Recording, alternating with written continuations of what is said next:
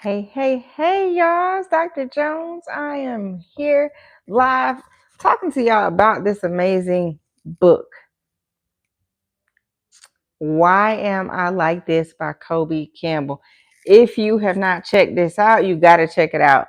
Kobe Campbell is a Charlotte based therapist, author, and speaker, and she's done an amazing job with this book right here. I actually got this recommendation from a therapist when we talked about, unpacking trauma and things like that, and she recommended this book. So it's been really cool for me to not only read it, but also reflect on some of the most impactful parts of the book. I'm still not finished yet. So if you want to grab one and read along with me, then definitely let me know. But this is Kobe Campbell, How to Break Cycles, Heal from Trauma, and Restore Your Faith.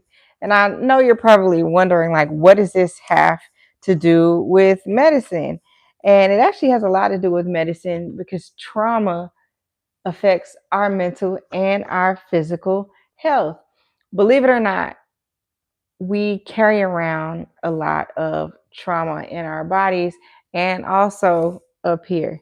So it's important, for me as a physician to not only understand it from a personal standpoint, but also from a professional standpoint. And I want to read to y'all something that is really, really amazing that Kobe Campbell talked about in this book. It's on page 25, and she talks about the neurobiology of patterns. And she asks, like, why is it so difficult, for us to change our patterns? And actually talks about the biological answer. And she talks about that our brains, just being wired to hold on to patterns, right? Our brains are made of neurological pathways, and she talks about how the neurons are connected by dendrites. So, I was eating this all up. But basically, she talks about the neurological pathways being strengthened by repetition, and the neural pathways that are created by our behaviors, being like the roads that our brain uses to help the cells communicate with one another. I was like, okay, all right. So basically, she says on a practical level, when we say over and over again that something is wrong with us, the repetition of those words strengthens the wiring of those ideas and beliefs in our minds. Like, we can literally create paths in our brains that reflect specific thoughts that we have about ourselves. So you have heard people quote the Bible and say that, there is life and death in the power of the tongue. And now you are hearing Kobe Campbell talk about the fact that us being able to create paths in our brains that reflect the thoughts that we have. So, talking about the power of our thoughts. And then, of course, our thoughts are what influence our behavior. So it's important that we engage in positive thinking. I know you're probably like, oh, positive thinking. But it's important that we engage in positive thinking, and that we try to redirect our thoughts when we can. Um, and we think about some of our patterns. You hear me talk about journaling a lot. And I talk about journaling because when you are able to go back and read some of your journal entries, even if you like put a time on them, or put a place on them, it kind of helps you be able to follow some of the patterns in your life, even some of the thought patterns. So I thought that was really cool in the book. It's right here. This is the neurobiology of patterns. I think that's really, really cool for you to explore that thoughts. And then there's another part of the book that I really like, and I think it's important for us to understand that loneliness is not a good thing. Loneliness is harmful when you are experiencing chronic loneliness. So In this book, once again, we're on Kobe Campbell's book, Why Am I Like This? In her book, she talks about the vicious cycle of loneliness. She says, without our even realizing it, our negative core beliefs can leave us in loops of reenacting the moments that made us feel the worst about ourselves. And these reenactments are relationship dynamics that continue to be recreated in our lives.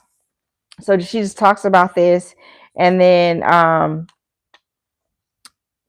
just really emphasizes the fact that our relational patterns, they experience that we experience, actually point to some of the traumas that we've endured. So I really, really like the book thus far. What are y'all reading? Tell me what's going on in terms of your reading life. What are you doing for self improvement? I really like to read. This is a really cool book that I think people should explore when, you're unpacking your traumas. She even has a section where she talks about emotions and the church, right? So she says we feel in our bodies, but trauma keeps many of us from becoming acquainted with our emotions. We don't want to feel or experience anything in our bodies due to traumas like verbal abuse, bullying, or financial insecurity that we experience as children. But when we're estranged from our bodies, we remove ourselves from the sensations given to us by God to make sense of the world and experience God's presence.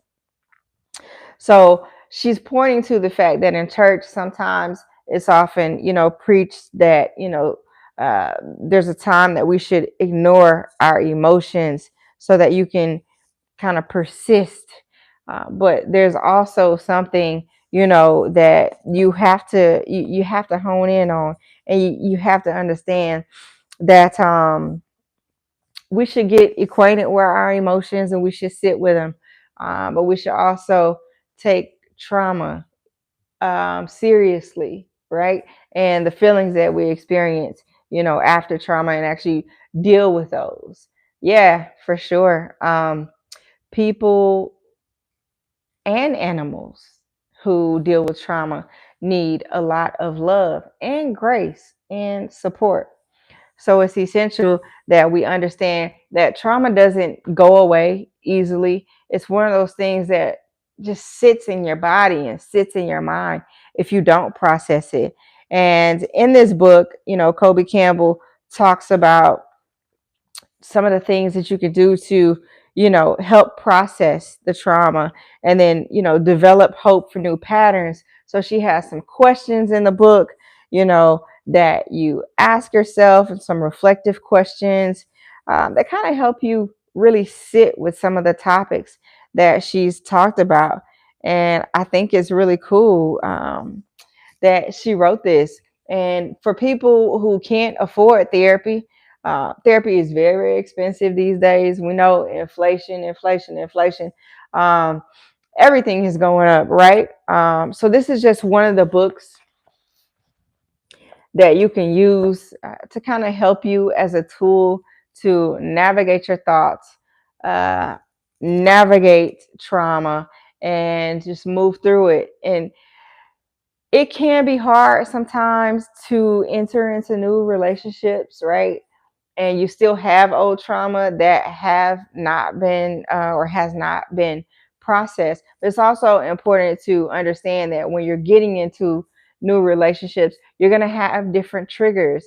And when you're in a loving and supportive relationship, and a relationship that is meant for you, that these people will have grace and show you some grace because they too have trauma. The Body Keeps the Score is another really cool book that talks about trauma, how we process it, and how it lives in our body. So I would encourage y'all to check that one out. And let me know what you're reading down in the comments. Let me know if you've already read Kobe Campbell's book. Let me know what books you are reading to help process your traumas. This is called Why Am I Like This by Kobe Campbell. And she asked, why does our past pain continue to haunt our present? It's one of these books, it's one of those ones. So if you're reading something that is helping you get through some difficult times, drop that in the comments. I'm actually going to post this live on YouTube. So if you have any resources as well that may be helpful for someone who's dealing with some trauma right now, then drop those down in the comments as well. I'm Dr. Erica R. Jones, MD. I'm a board certified family medicine physician. I am here to help you navigate this thing called life. So let me know in the comments what you think about this book and any other books that you have read that have helped you process trauma. Peace.